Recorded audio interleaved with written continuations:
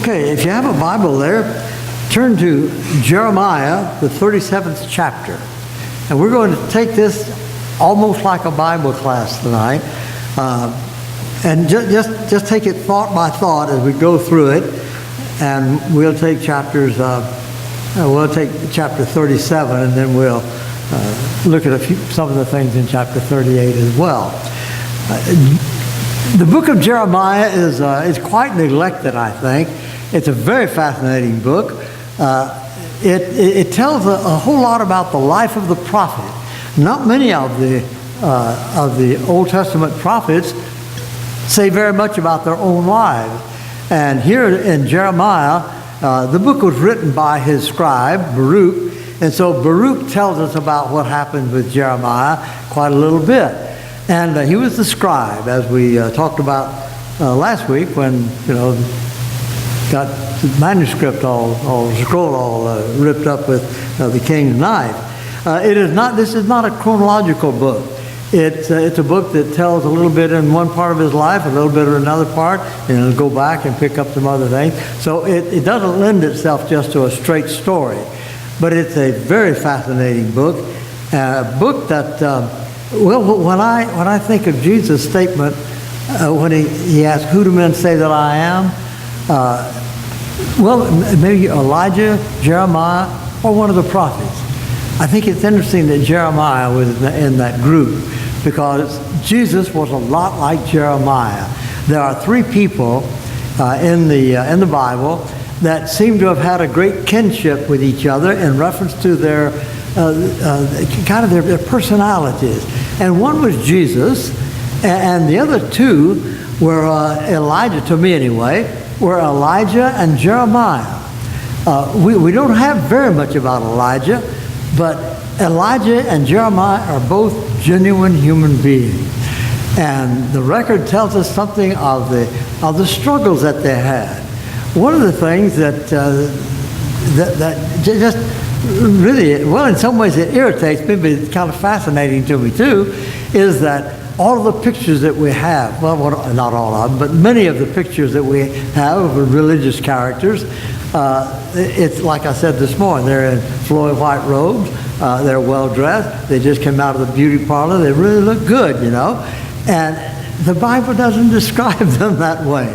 The Bible describes them in real terms. And here was Elijah after a great victory at the Mount Carmel and all of this. After this great victory, he became so discouraged.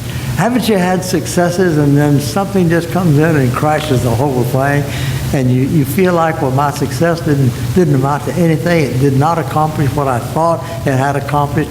And Elijah was so discouraged with this, he ran away, you remember.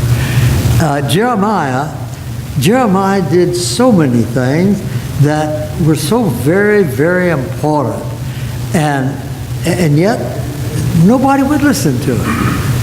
He preached for 40 years to the same bunch of people, and they wouldn't listen. Now, that's discouraging to a preacher, I want you to know. I've preached just a few years to some people, and they didn't listen. And it's very discouraging. He tried it for 40 years. He's a great man. So, the 37th chapter. Zedekiah was the king at this time.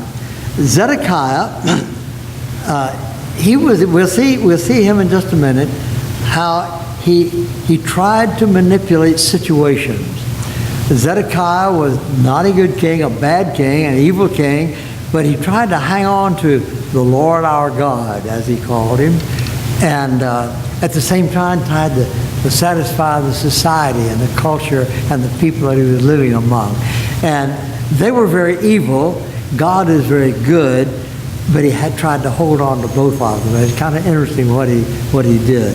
So let's begin reading. Zedekiah, the son of Josiah, was made king of Judah by Nebuchadnezzar, the king of Babylon. Now that's an interesting thing. The king of Babylon, in the last days of the nation of Israel, just before the Babylonian captivity, we think of Nebuchadnezzar's army coming in one time, bang, they destroyed the city, that was the end of it. They came in 3 times. And they took little groups of captives on each of these tours. And what happened was that he thought he had the Israelites, the people of Judah really, thought he had them under control, and there would be some kind of a flare-up. He gets his army, and he comes back over there and does the same thing again. And Jehoiakim had been the king before, and he was not doing right, so he took Jehoiachin back to Babylon and put Zedekiah in. And so it says Zedekiah, the son of Josiah, now he actually was the uncle of the previous king. He was made king of Judah by Nebuchadnezzar, the king of Babylon. He reigned in place of Jehoiachin, the son of Jehoiakim, two different men. Neither he nor his attendants nor all the people of the land paid any attention to the words of the Lord that had been spoken through the prophet Jeremiah. Now, isn't that a sad situation? That is so sad. But now, notice what happens here.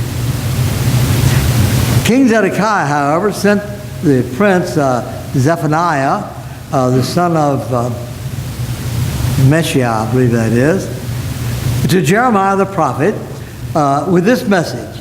Get this now. He's an evil king. Please pray to the Lord our God for us. But he was a pagan himself, an evil king, and he is spoken of as an evil king. And Jeremiah is going to say something about that. Well, he sent for Jeremiah, pray to the Lord our God for us. What was the troubles? Egypt and Babylon were in constant warfare against each other, and both of them wanted to control Judah. You see, if you imagine this now in your own mind, get a picture of it.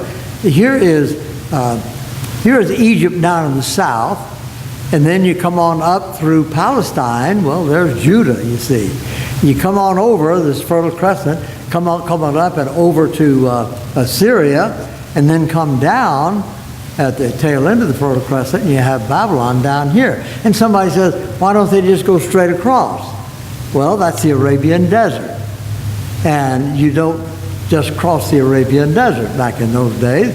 And so Palestine was a very strategic area here. And so Egypt wanted to control Palestine. Babylon wanted to control Palestine too. And so Egypt would come in sometime and help Israel or Judah, and then sometime they would fight. And all kinds of things like this were going on. And so Jeremiah, he says this. Now Jeremiah was free to come and go among the people, had not been put in prison yet. Pharaoh's army had marched out of Egypt, and when the Babylonians who were besieging Jerusalem heard that report about them, they withdrew from Jerusalem. So you see, they're afraid of each other, and they're having a great deal of trouble. Then the word of the Lord came to Jeremiah the prophet. This is what the Lord, the God of Israel, says. Tell the king of Judah, who sent you to inquire of me, Pharaoh's army, which has marched out to support you, will go back to its own land, Egypt. Then the Babylonians will return and attack the city, and they will capture it, and they will burn it down. Now, that's not a very good thing to tell your king. That's just not encouraging at all. But the king asked for it. Pray to the Lord for us. He prayed to the Lord, and the Lord says, okay, here's a message for you to take back. And this message was just not very encouraging. So he goes on. This is what the Lord says. Do not deceive yourselves, thinking the Babylonians will surely leave us. I want you to get this now. The Babylonians, will not. Even if you were to defeat the entire Babylonian army that is attacking you, and only wounded men were left in their tents, they would come out and burn the city down. In other words, Jeremiah is saying, Zedekiah, this is the way it is. Don't think you're strong enough that you can go out there and defeat the Babylonian army. Maybe you could. But if you did, the wounded Babylonians and their tents would get out of their tent and they'd burn this city down. This city is going to burn down. That's all there is to it now. What's the solution to the problem? Well, verse 14. That's not true, Jeremiah said. I jumped down. After the Babylonian army had withdrawn from Jerusalem because of Pharaoh's army, Jeremiah started to leave the city. And he was going to go to the territory of Benjamin to get his share of the property among the people there. Now, he owned a share, he owned a portion of property there, and he needed to, I guess we would say, perfect the deed or something of this nature. And so he has told the king the Babylonians are going to destroy the city, and now he's leaving the city. So what did they think? In verse 13. But when he reached the Benjamin gate, he was on the way to the province of Benjamin. When he reached the Benjamin gate, the captain of the guard, whose name was Elisha, the son of, and so forth, he arrested him and said, you are deserting to the Babylonians. That's not true, Jeremiah said. I am not deserting to the Babylonians. But Elisha would not listen to him. Instead, he arrested Jeremiah and brought him to the officials. They were angry with Jeremiah, and they had him beaten and imprisoned in the house of Jonathan, the secretary, which they had made into a prison. So they had this improvised prison. The prison had I guess we'd say a basement, and they used it for a dungeon. And so they put Jeremiah in the dungeon. Now let's pause here for just a minute. Here is a man who is doing his very best to do two things. Number one, he wants to please God. He wants to serve God. Jeremiah was a great servant of the Lord. And number two, he wants to warn the king, you had better turn back to God. Now, you're trying to hold on to two sides of the thing. This is almost like having two tigers by the tail, you know. He's just not going to get anywhere with this. But Zedekiah is determined that he's going to have the benefits of God and also the benefits of the society in which he lives. And so he shows us very vividly that you can't do that. You have to make a decision. Way back yonder, when the Israelites came into Canaan, and finally Joshua was, just before Joshua's death, Joshua said, okay, choose this day whom you will serve.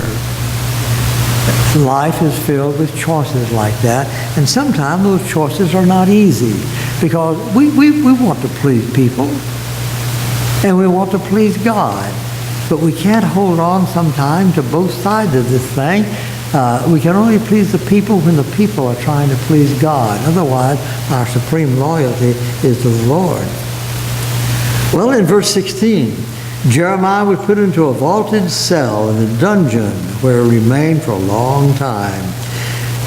Then King Zedekiah sent for him, and he was brought to the palace where he was asked privately, is there any word from the Lord? You see what Zedekiah is doing? He's still trying to find out, maybe I can get out of this. Maybe there's some way that, that the Lord has another word to Jeremiah for me. Oh, yes, Jeremiah replied. You will be handed over to the king of Babylon. Again, not a very good thing. The king of Babylon is going to invade you. The king of Babylon is going to destroy your city. You are going to be handed over to the king of Babylon. And then Jeremiah said to King Zedekiah, what crime have I committed against you or the officials or this people that you have put me in prison? Where are the prophets who prophesied to you? The king of Babylon will not attack Where are the prophets who prophesied to you? The king of Babylon will not attack you or this land. But now, my lord the king, notice the respect that he has for the king. But now, my lord the king, please listen. Let me bring my petition before you. Do not send me back to the house of Jonathan the secretary, or I will die there. Now, he has respect for the king because of the king's position. You remember the story of Saul. Saul was the first king of Israel. And he was chasing David all over the place and trying to kill David and all this sort of thing. And David was hiding, and then when he came out of the cave of Machpelah there, the cave of En-Gedi rather, he saw the army of Saul, and he saw Saul asleep, and he had an opportunity to kill Saul. And one of his men said, "Let me kill him. I just get him one time, and that's all. I'll kill him." What did David say? "I will not touch a hand against the Lord's anointed." In spite of the fact that Saul was trying to kill David, David had great respect for the position that God had placed Saul in. And Jeremiah is doing the same thing here. He is showing respect for the king, in spite of the fact that the king is a terrible, terrible fellow, very evil, and yet he shows his respect. My lord the king. And he says, if you take me back to the secretary's house and this dungeon they've made for me, I'm going to die. King Zedekiah, in verse 21, King Zedekiah then gave an order for Jeremiah to be placed in the courtyard of the guard and given bread from the street of the bakers each day until all the bread in the city is gone. So Jeremiah remained in the courtyard of the guard. Now, what was taking place here? Ancient warfare was kind of interesting. They don't do things this way anymore. But ancient warfare was kind of interesting along this line. When they came to a city, here's a walled city. Well, yes, they had some battering rams that they'd tear the walls down with and things like this. But then to get the battering rams, the soldiers had to get right up there close to the thing, to the wall. And there were soldiers on the wall with bows and arrows, and they'd shoot them and kill them. And so the battering rams they were useful in some situations, but very, very risky. So what an army would do, they would surround the wall. And nobody then could come in or out. And so whatever provisions were there in the city, water and food and so forth, that's what they had. Anybody who came out would be killed. And so the people were locked up in the siege of a city. And that's exactly the way that Jerusalem was going to fall. And so the bread, he says, give him bread until all the bread is gone. That bread, of course, would mean feed him until all of the food is gone. Take care of Jeremiah. Maybe if I take care of Jeremiah, God will take care of me. If I show some loyalty to God, maybe God will have a little mercy on me in spite of my evil deeds and all of this. And so Zedekiah gave this order. You're supposed to feed him until all the bread is gone. Well, the various attendants there in in chapter 38, the various attendants there were going to take care of this. This is what the Lord says.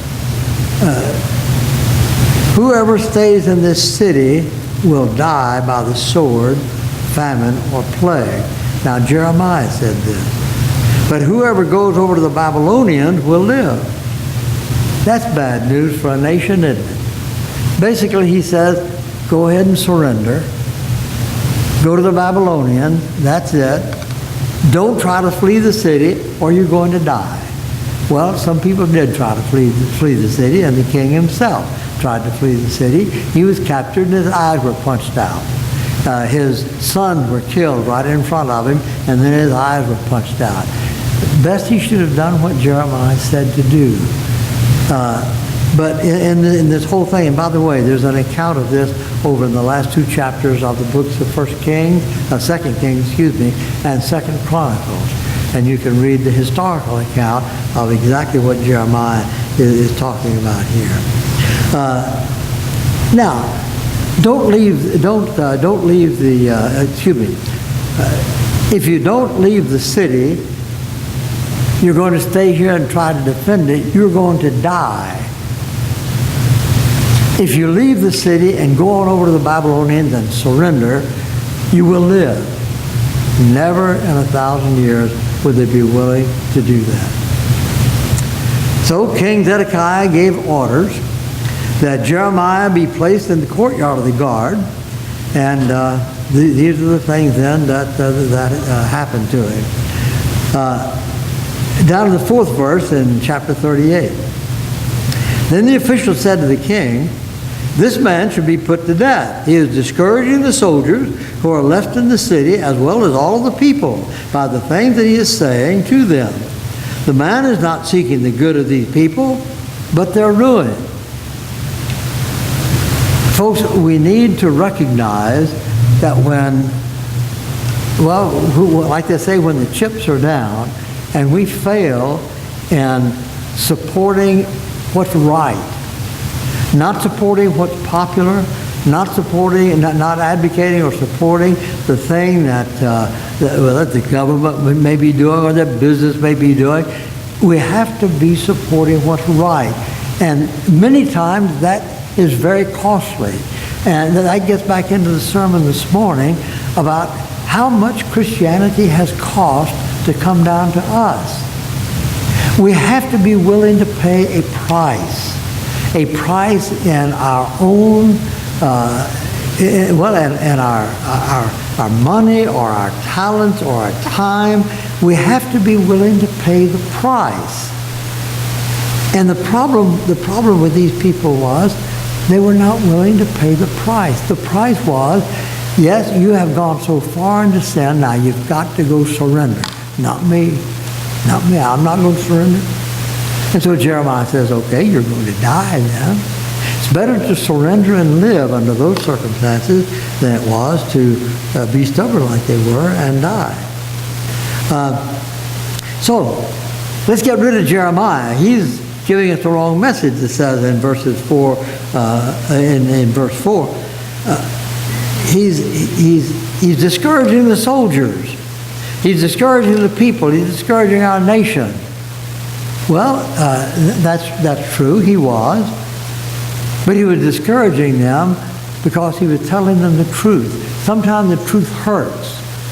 A little child sometime will find out something that is true, and it really hurts him. Your pet dog, he got hit by a car and he's dead. That's the truth. The child has to have that truth, and it really hurts him. The people of under Zedekiah and the people of Jeremiah's day here, they wanted to live. They wanted prosperity and all of that, and Jeremiah just tells them the awful truth. Here it is. If you stay in this city, you're going to die. If you surrender to the Babylonians, you will live. Not me. That's what they were saying. Okay, so the soldiers go to the king and say, this is what Jeremiah is doing. He's discouraging the soldiers because he's telling them these things.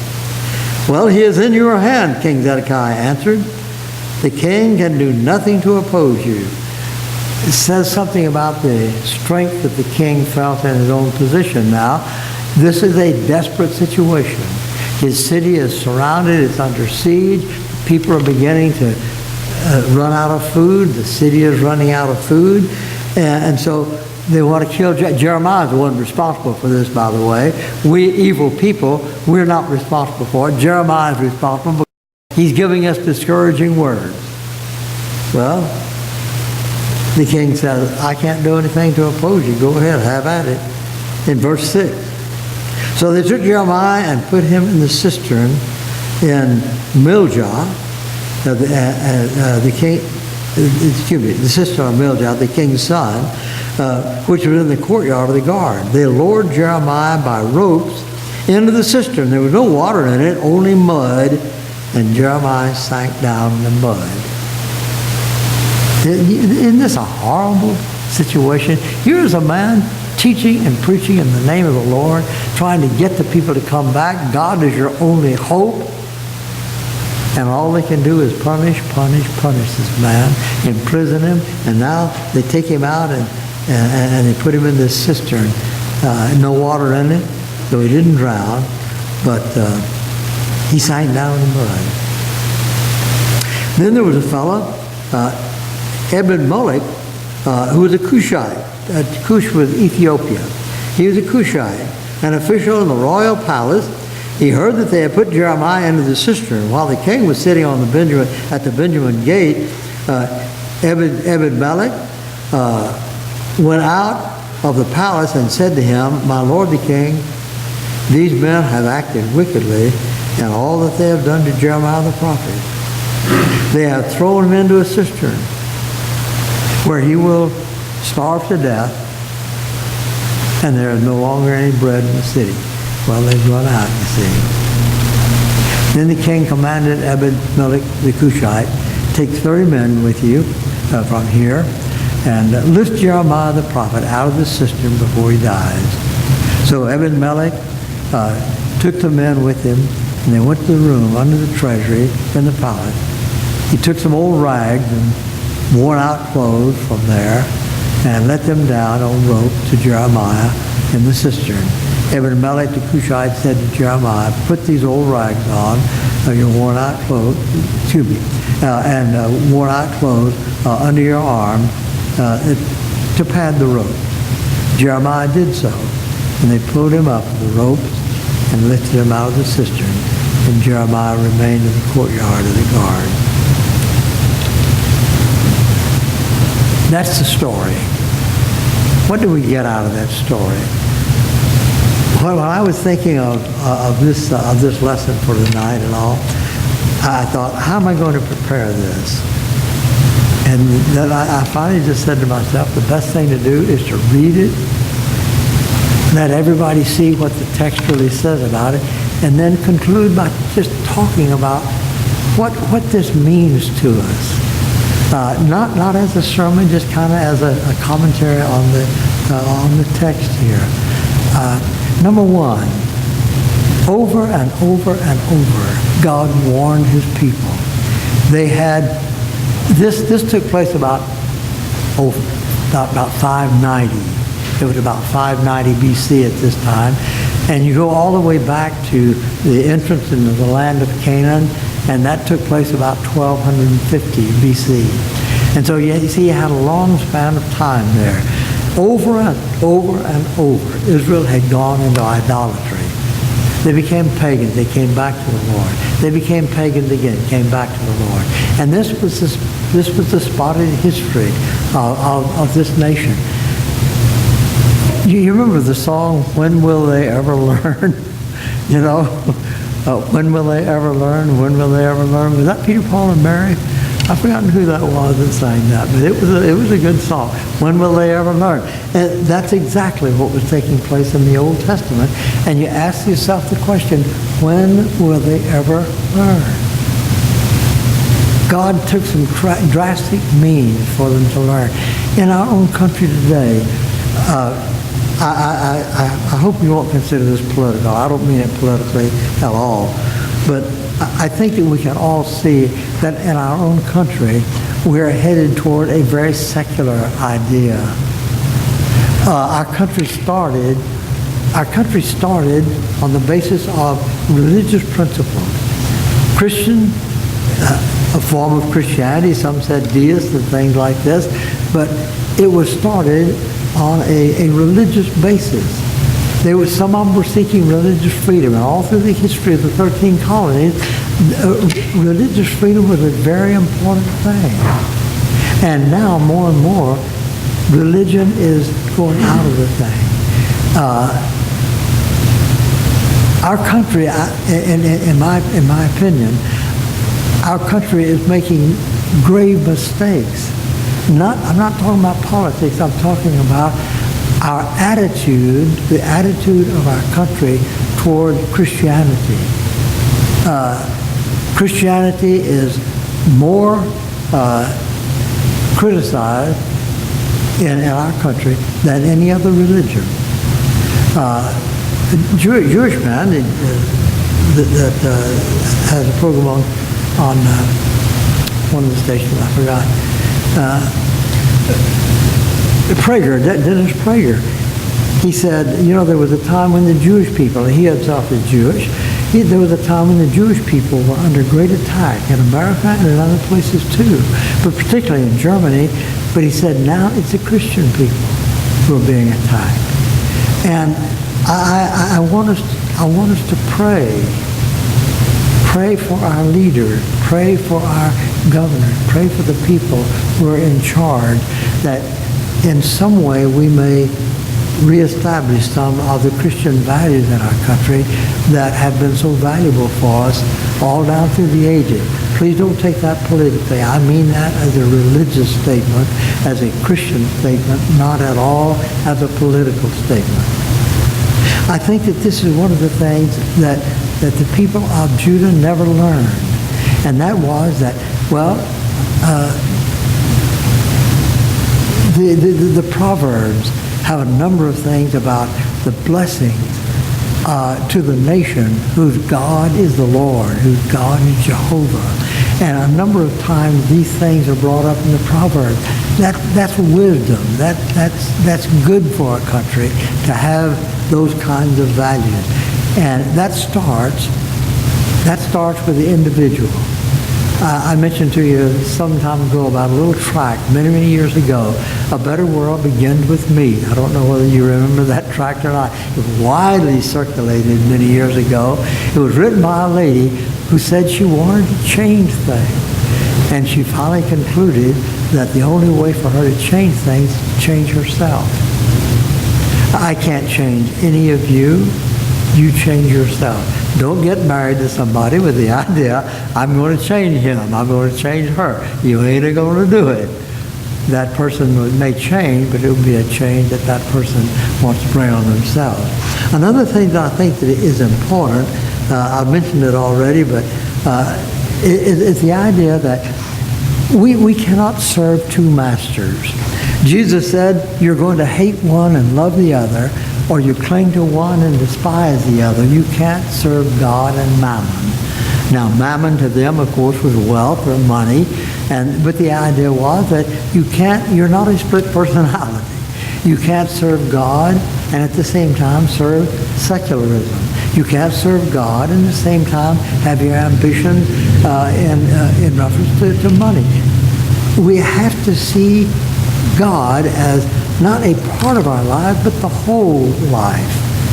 A fellow by the name of J.B. Phillips wrote a book called Your God is Too Small.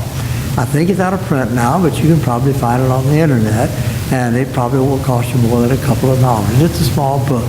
But one of the things that he does is to deal with the concepts that we have of God.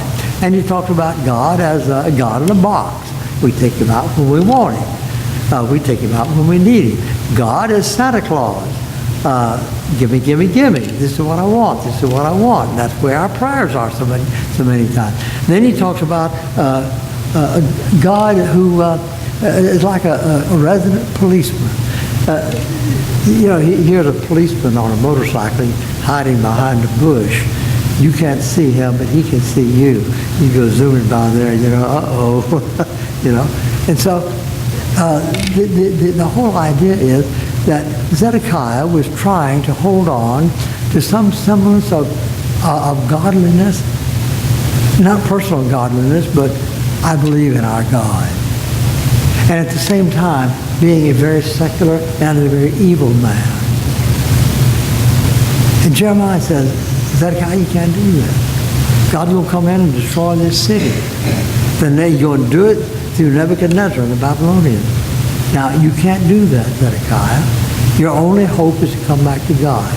It reminds me of Balaam, the story of Balaam, and when the the representatives of Balak came to Balaam and said, curse these people. He said, I can't do that. They're blessed. And then he brought a whole big treasure to him that we'll give you this whole thing. He said, well, wait a minute, maybe God has something else to say about this. You see, sometimes we're that way. And that was what Zedekiah was trying to do. He's trying to hold on to secularism. He's trying to hold on to God at the same time. Folks, it just doesn't work that way. And finally, the last thing that I think is important in this is that in the 5th verse of chapter 38, after the men had come and said, we need to put this man to death, the king said, the king was out of option. He said, I can't oppose you. There's nothing I can do. See to it.